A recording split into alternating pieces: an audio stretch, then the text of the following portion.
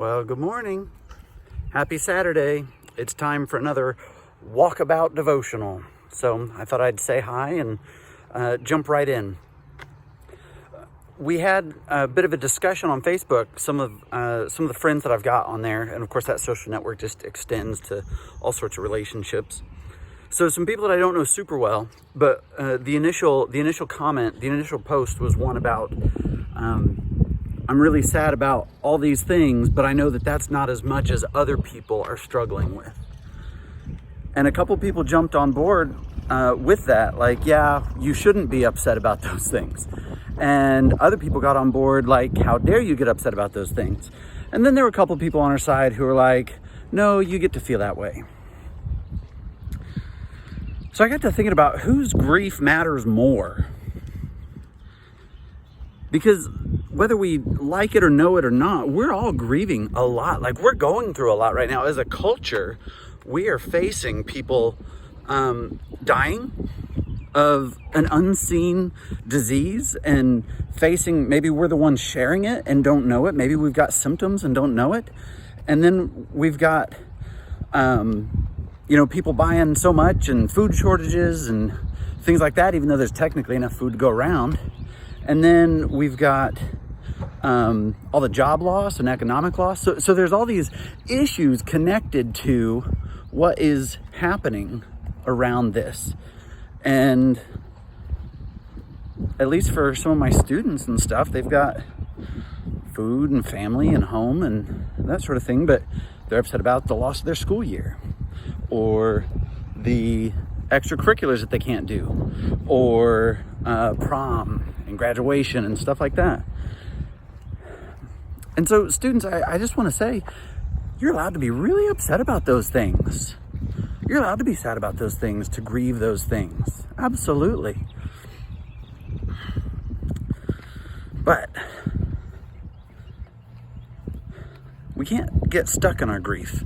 Now, does that make your grief worse or better than someone else who, truly can't put food on the table because they lost their job or they're going to go delinquent on their mortgage or whatever? I don't think it matters whose grief is worse. We're all suffering things right now. I don't think we need to measure, oh, well, I hurt more than you do. I would like to think that it's enough for us to acknowledge we're all hurting right now. And in the body of Christ, at least, we build each other up. When one part suffers, we all suffer with it. And hopefully we all help the hurting parts find relief.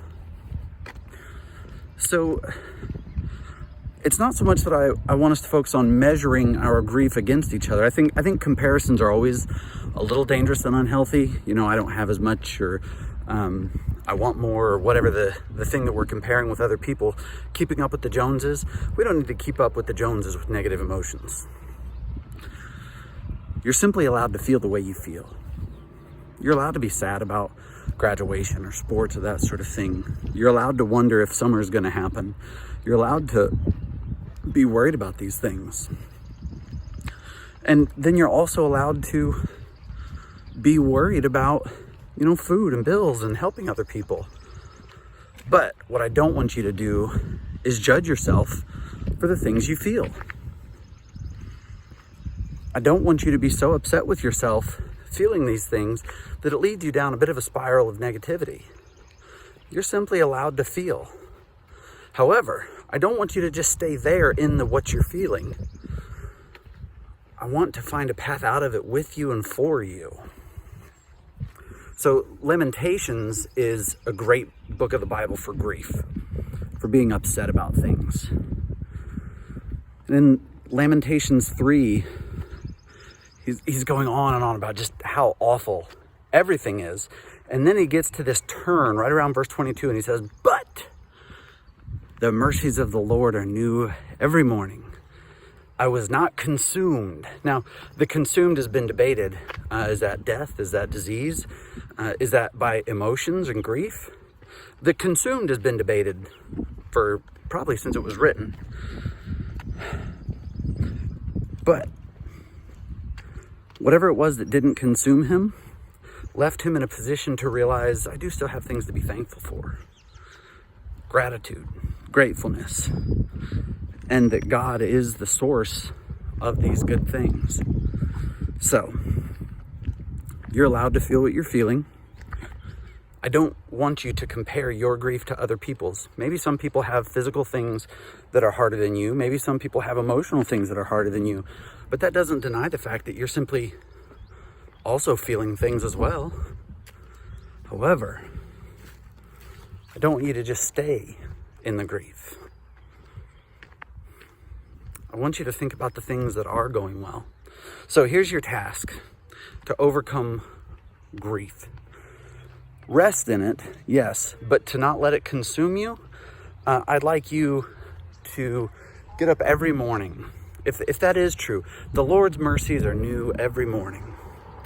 Then every morning when you get up, I'd like you to think about 5 things. Let's just start with a list of 5. 5 things that you're grateful for. 5 things that are going well, that you can look in the midst of the problems, the very real problems, the very real grief, the very real devastation, if you will, of this situation at life, and say, but despite that, there are a few things that are going well. And I think a repetitious form of gratitude actually breeds more upbeatness, more positivity, more mental health. And for our youth group devotional Sunday night, Luke talked to us about gratitude helping us with our spiritual health as well. So, friends, I'd like to challenge you to every morning, whether you write them down or simply think about them, think of a list of 5 things that you're grateful for. And they could be the same 5 every day, and maybe you just add 1 to it every day or week, or maybe it's 5 brand new things every day. So today, Saturday, April 4th, the day before Palm Sunday, I'm grateful for increased time with Heather and Jacob. Our lives are crazy, and even now digitally, I'm still doing like silly hours of work a week, and but in the midst of that, it's actually giving us a lot more time at home that we didn't have before. There's 1. 2, for as much as I don't like technology, it's actually allowing us to stay connected in ways that we didn't think were possible or wouldn't have been possible even just 10 years ago. So I guess I'm grateful for that as much as I don't like it. I'm grateful for the number of people that I see intentionally reaching out for connection and community that never would have otherwise. I've seen a lot of being very intentional to make sure and check in and say, are you okay? Whether that's me or I just see other people doing it. I'm really grateful for people's intentionality in this time. I'm really grateful for the weather turning. I love that I'm in a t-shirt right now and the sun's out and I'm warm enough. So that's a small thing. I love that. And then my 5th one today, even if you're not here, again, so we're not comparing grief, let's not compare our thankfulness. So if you're not at this point, that's okay. I don't say this to, sometimes when people praise, it can almost sound callous to other people. I'm grateful for the life journey that I've been on to get me to this point where even right now, I can say I feel closer to God than ever. And I'm simply grateful for that.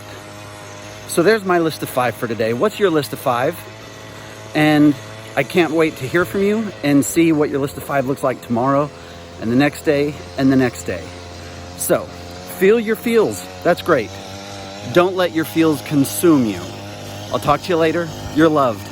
Bye-bye. I'm even grateful for people getting out in the yards, even if it's messing up my video. Have a great day. Goodbye.